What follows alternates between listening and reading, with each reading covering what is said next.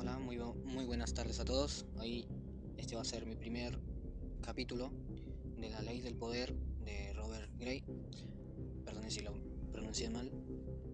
Bueno, en el caso vamos a hablar de la primera ley del poder, que sería nunca le hagas sombra a su amo.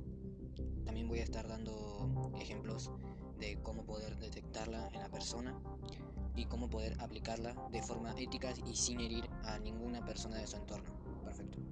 Así que empecemos. Ley número 1. Nunca le haga sombra a su amo. Criterio. Esfuércese siempre por lograr que quienes estén jerárquicamente por encima de usted se sienta cómodo con su sensación de superioridad. No permita que sus deseos de complacerlos o impresionarlos lo induzcan a hacerlo ostentación de sus talentos y su capacidad, ya que ello podrá generar un efecto opuesto al deseado, es decir, inspirar temor e inseguridad en sus superiores. Hágalos parecer siempre más brillantes de lo que realmente son y accederá a la cumbre del poder. Bien, traducción de la ley.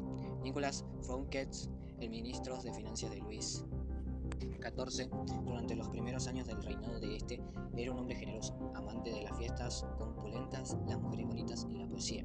También amaba el dinero, dado que llevaba un estilo de vida bastante extravagante. Fouquet era muy hábil y de gran medida un colaborador indispensable para el rey. Por lo tanto, a la muerte del primer ministro, Jules Mazarin, en 1961, el ministro de Finanzas esperaba ser designado su sucesor. El rey, en cambio, decidió suprimir ese cargo. Estas y otras actitudes llevaron a Fouquet a sospechar que estaba cayendo en desgracia y por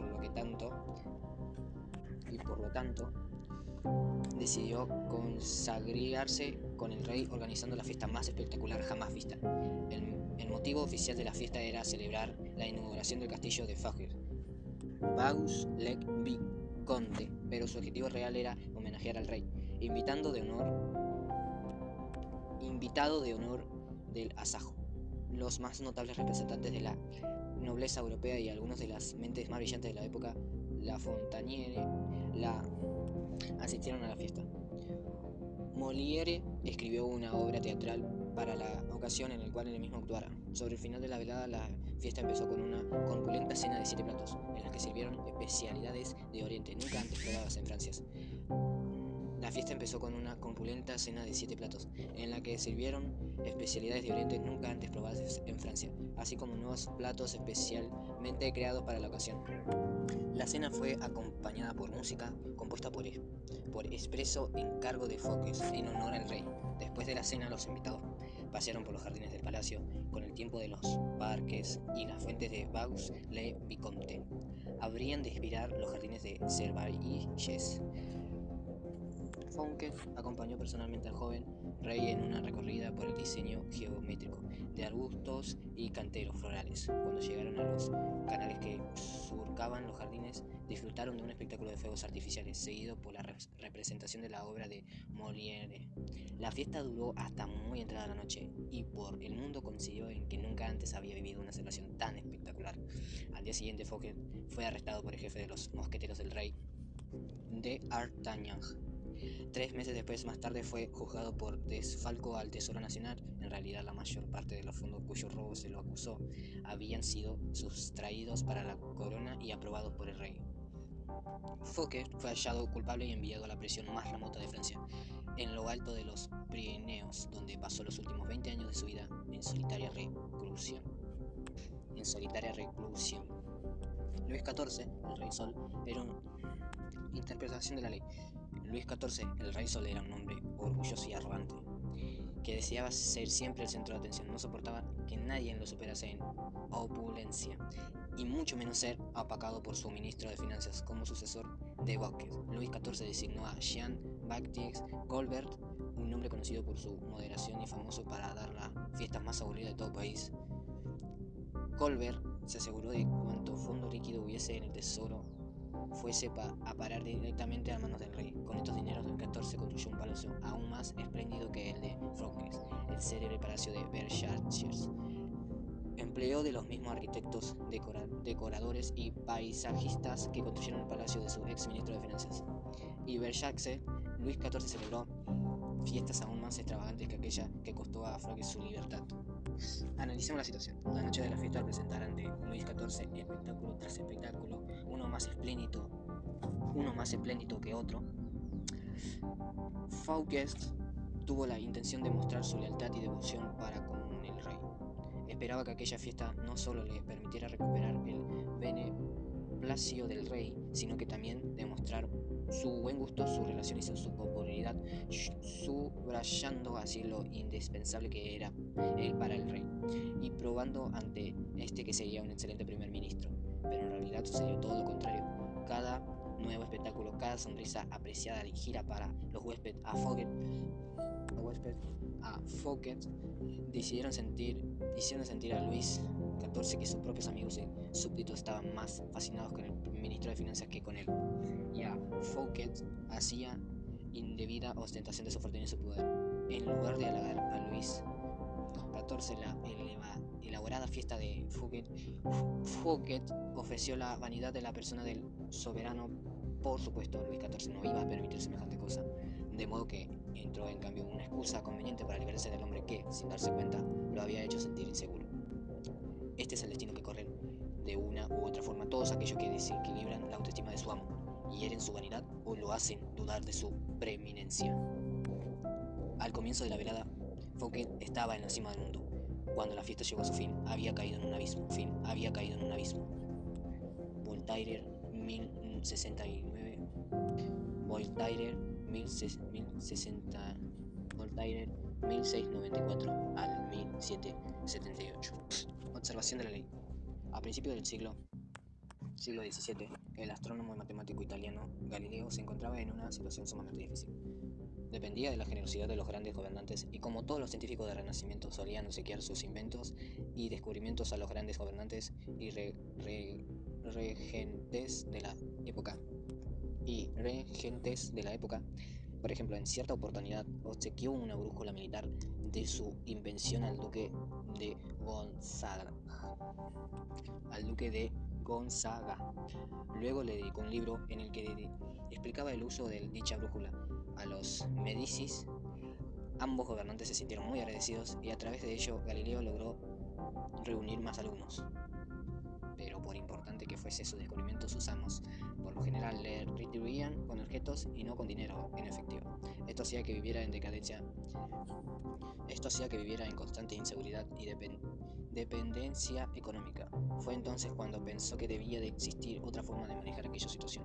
Galileo vislumbró una nueva estrategia en 1610, cuando descubrió las lunas de Júpiter. En lugar de dividir su descubrimiento entre sus distintos amos, donando a uno el telescopio que había usado y dedicando a otro un libro y así sucesivamente, como lo había hecho en el pasado, decidió centrar su atención exclusivamente en los Médicis. Los eligió por un motivo particular. Poco después de que Cosme I estableció la distancia de los Médicis en 1540, había convertido a Júpiter en el más poderoso de los dioses, en el símbolo de la familia, un símbolo de poder que había más allá de la política y de los negocios bancarios, ya que estaba ligado a la antigua Roma y a sus deidades. Galileo convirtió al descubrimiento de las lunas de Júpiter en un acontecimiento cósmico que honraba la grandeza de los Médicis. Poco después del descubrimiento anunció los brillantes astros, las lunas de Júpiter, se ofreció en los cielos a su telescopio al mismo tiempo que Cosme II era entronizado. Dijo que el número de lunas, que eran 4, armonizaban con el número de Médicis. Cosme II tenía 3 hermanos, y que las lunas giraban en torno de Júpiter como esos 4 hijos giraban en torno de Cosme I, el fundador de la distancia. Más que una coincidencia, ello demostraba que los mismos cielos reflejaban la ascendencia de la familia de los Médicis. Después de dedicar este descubrimiento a los Médicis, Galileo mandó confeccionar un emblema que representaba a Júpiter sentado sobre una nube, con los 4 astros girando a su alrededor, y lo obsequió a Cosme II como símbolo de su unión con los astros. En 1610, Cosme II nombró a Galileo filósofo y matemático oficial de la corte, con un salario respetable para un científico. Aquello era un verdadero golpe de fortuna que puso fin a sus días de pobreza y necesidades. Interpretación. Con una sola jugada, Galileo ganó más que sus 9 nueva estrategia que en años de súplicas. La razón es simple: todos los amos desean brillar más que el resto de la gente. No les importa la ciencia ni la verdad empírica, ni el último invento. Les preocupa su fama y su gloria. Galileo dio a los Médicis una gloria indefinitiva, mayor al vínculo su nombre con las fuerzas cósmicas que mencionándolos como patrocinadores de algún nuevo invento o descubrimiento. Ni siquiera los científicos pueden eludir las vanidades de la vida cortesana y los padrinazgos. Como todos necesitaban servir a los amos que controlan los recursos monetarios y su gran poder intelectual. Puede hacer que esos amos se sientan poco seguros de sí mismos y perciban que solo están para suministrar los fondos, una tarea poco noble. El productor de una gran obra quiere sentir que es algo más que él que financia una empresa, más que quiera aparecer como creativo y poderoso, incluso más poderoso que la obra producida en su nombre. En lugar de hacerlo sentir inseguro, es necesario concederle la gloria. Galileo no desafió la autoridad intelectual de los Médicis con su descubrimiento, ni los hizo sentir inferiores. Al ponerlos literalmente en el nivel de los astros, los hizo parecer como tales en las cortes italianas. No le hizo sombra a su amo, sino que logró que su amo brillara más que nadie. Claves para alcanzar el poder. Todos tenemos inseguridades. Cuando uno se presenta ante el mundo y muestra sus talentos, naturalmente genera en los demás todo tipo de resentimiento, envidia y otras manifestaciones de inseguridad. Esto es algo que hay que tener en cuenta. Uno no puede pasar la vida preocupándose por los mezquinos sentimientos de los demás. Sin embargo, con sus superiores deberá encarar la situación de manera diferente. Cuando se trata del poder, hacerle sombra al amo es quizá el peor error de todos los que se pueden cometer. No se engañe pensando que la vida ha cambiado mucho desde los días de Luis XIV o de los Médicis. Quienes logran ocupar posiciones de poder en la vida son como las reinas y los reyes. Quieren sentirse seguros y superar a quienes los rodean. Inteligencia, empatía, simpatía, ingenio y encanto. Creer que al hacer gala de sus dones, talentos, usted va a ganar el afecto de su amo es un error fatal. Aunque muy común, su superior podría disimular aprecio, pero en la primera oportunidad que se le presente, lo reemplazará con alguien menos inteligente, menos atractivo y menos amenazador, como Luis XIV reemplazó al brillante Fouquet con el mediocre y fiable Colbert, y al igual que Luis XIV, no admitiría la verdad, sino que encontrará alguna excusa para librarse de su presencia. Estaría implicado en normas que deberá aprender. Primero, que es posible hacerle sombra a su amo, con ser simplemente usted mismo. Hay amos muy inseguros, terriblemente inseguros, y basta con ser encantador y desenvuelto para hacerle sombra. Nadie tuvo más talentos naturales que Manfredi Astrone, príncipe de Faenza. Era más apuesto de todos los jóvenes, príncipe italiano, y cautivaba a sus súbditos con su generosidad de su espíritu abierto.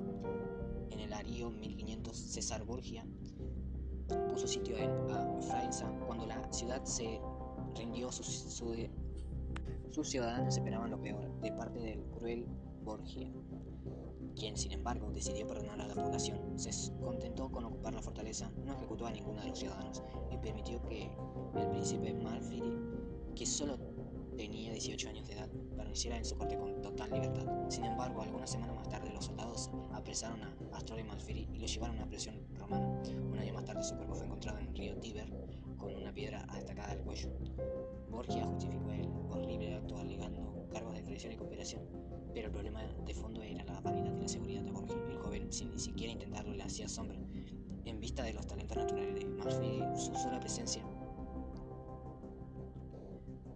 presencia hacía parecer a Borgia menos atractivo y carismático. La elección es simple. Si usted no puede dejar de ser encantador y mostrar sus talentos, deberá aprender a evitar ese tipo de monstruos vanidosos. La otra posibilidad consiste en aprender a disimular hábilmente sus virtudes cuando esté al lado de un César Borgia.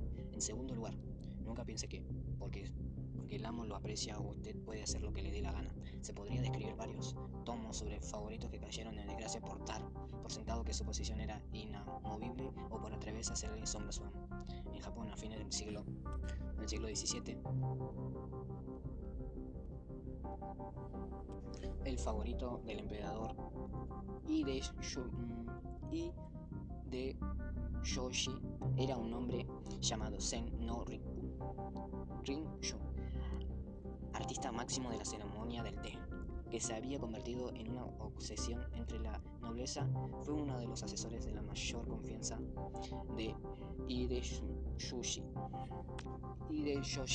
Tenía sus propios aposentos dentro del palacio y era honrado en todo Japón. Sin embargo, en 1591, Hideyoshi lo hizo arrestar y condenar a muerte. Rinku se quitó la vida. Solo más tarde se descubrió la causa de ese repentino cambio de suerte. Parece que Rinku, de origen campesino y el lobo favorito de la corte, mandó tallar su estatua de madera y lo demostraba calzando con sandalias, un signo de nobleza, y era una pose altiva. Hizo colocar esta estatua en el templo más importante del palacio, a la vista de toda la realeza. Para Hideyoshi, esta actitud significaba que Rinju no conocía sus límites.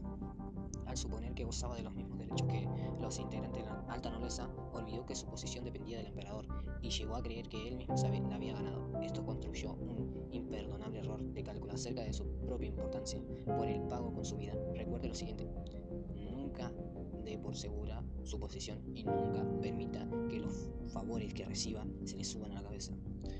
Conociendo los riesgos que implica al hacerle sombra a su amo, usted utilizará esta ley en su propio beneficio. En primer lugar, debe halagar alzar a su amo. Los elogios abiertos pueden llegar a resultar eficaces, pero tienen sus límites. Es algo demasiado obvio y directo, y se puede hacer mal visto en los demás cortesanos. El elogio discreto e indirecto es mucho más poderoso y efectivo. Por ejemplo, si usted es más inteligente que su amo, demuestre lo opuesto, o a lo parecer más inteligente que usted. Actúe de forma ingenua, disimule necesita su pericia, comete errores evidentes que no lo perjudiquen a largo plazo, pero que le brinden la oportunidad de pedir ayuda, cosa que a los amos les encanta. Un amo que no puede brindarle el don de su experiencia puede llegar a hacerlo blanco de su rencor y su mala virtud y su mala voluntad. Si sus ideas son más creativas de las que su amo, contribúyalas de la manera más pública posible. Deje en claro que el manejo del consejo de usted es solo un eco del consejo de él. Si usted supera a su amo en rapidez e ingenio, está bien que desempeñe el papel del bufón del rey, pero no lo haga parecer al frío, taciturno en comparación. En caso necesario, baje los decibeles de su humor y encuentre la forma de hacerlo quedar como alguien divertido, con sentido de humor. Si usted es por naturaleza más social y generoso que su amo, tenga cuidado de no convertirse en la nube que tapa la luz que él irradia hacia los demás. Es su amo, él tiene que parecer el sol, en torno del cual gira todo el mundo, un sol que irradia del poder y emprendedor y se constituye el centro de atención. Si usted se ve en la situación de oficiar el anfitrión de su amo, ganará su simpatía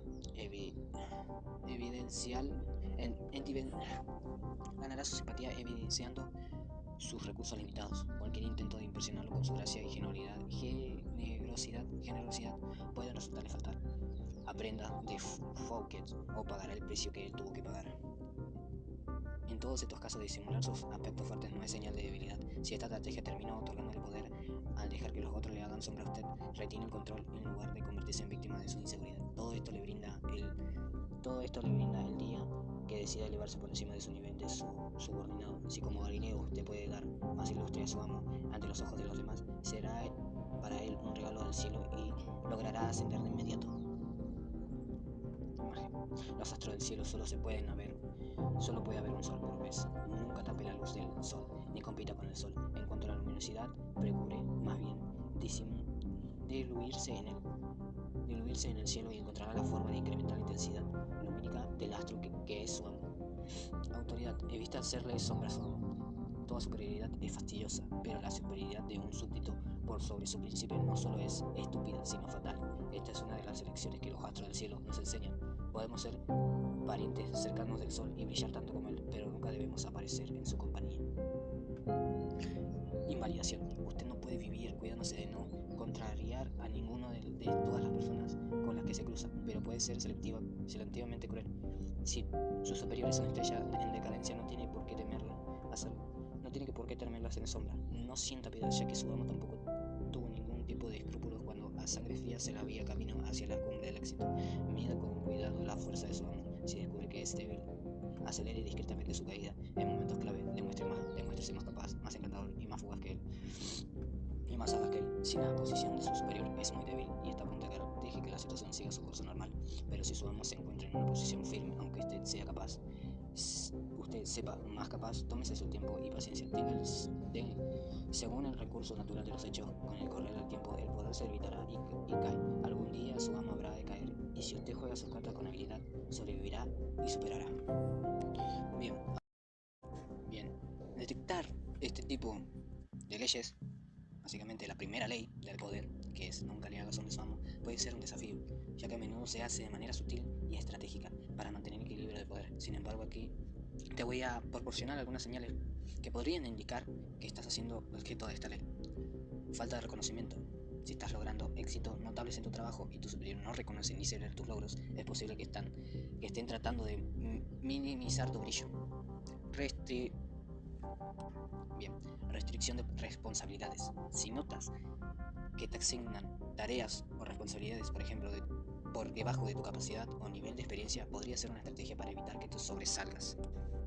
Supervisión excesiva. Si experimentas una supervisión excesiva por parte de un superior, podría ser un intento de mantener el control y evitar que tomes demasiada autonomía. Desincentivo de tu crecimiento profesional. Si te desalientan de buscar oportunidades de desarrollo personal o ascenso, esto podría indicar que quieren mantenerte en un papel de subordinado. Otra más, reacciones negativas ante tu éxito. Si notas que tu superior reacciona con celos, envidia o incomodidad cuando logras algo destacado, es una señal de que puede estar aplicando esta ley. Dificultad para obtener crédito. Si tu superior se atribuye el mérito de tus logros o no te permite destacar públicamente, podría estar tratándose de mantenerse en el centro de atención. Retroceso de tu desarrollo. Te siente que tu crecimiento profesional se ha estancado o que estás siendo excluido de oportunidades de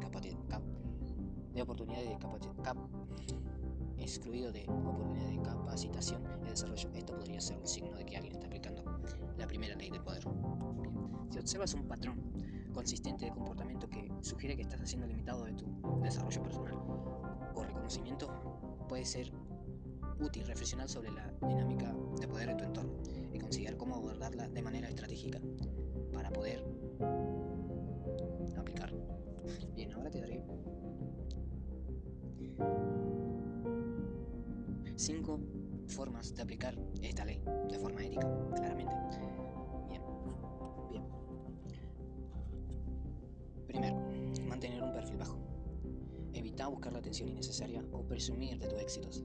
En lugar de destacar por tus logros, trabaja en silencio y permite que tu superior brille en la luz pública. Ejemplo, si trabajas en un proyecto en equipo y obtienes resultados sobresalientes, en lugar de tomar todo el crédito, puedes elogiar públicamente a tu superior por su orientación y liderazgo efectivo. La segunda forma de cómo aplicarla sería: da crédito donde se deba. Siempre reconoce públicamente la contribución de tu superior en tus éxitos. Haz que se sienta valorado y necesario para tu progreso. Ejemplo, en una reunión de equipo puedes decir algo como: gracias a la guía y experiencia de nuestro jefe logramos alcanzar estos resultados. Número 3. Aprende de tu superior. Muestra humildad al aprender de tu jefe o mentor. Pídeles consejos y orientación, lo que refuerza su sensación de importancia y poder. Ejemplo, puedes acercarte a su superior y decir algo como: me gustaría aprender más de su experiencia en esta área. ¿Podría darme algunos consejos sobre cómo manejar esta situación? Cuarta forma de aplicar la primera ley del poder. Fomenta su imagen y reputación. Ayuda a contribuir la imagen y la reputación de tu superior, resaltando sus logros y cualidades positivas ante otros. Ejemplo, si tu superior ha recibido un premio de reconocimiento, puedes felicitarlo públicamente y compartir la noticia en las redes sociales de la empresa. Bien, la quinta y última: evita el conflicto directo. En situaciones en las que puedas tener desacuerdos con tu superior, aborda los problemas con tacto y respeto. Evita desafiar abiertamente a tu superior. Ejemplo, si no estás de acuerdo con una decisión, puedes expresar tu opinión de manera respetuosa, proponer alternativas en lugar de afrontar abiertamente. Bien, esta primera ley se trata de mantener un equilibrio cuidadoso entre destacar en tu carrera y respetar la autoridad y el ego de tu superior. Al aplicar estos principios, puedes navegar de manera efectiva en entornos jerárquicos y políticos sin socavar la posición de poder a aquellos a quienes debes lealtad.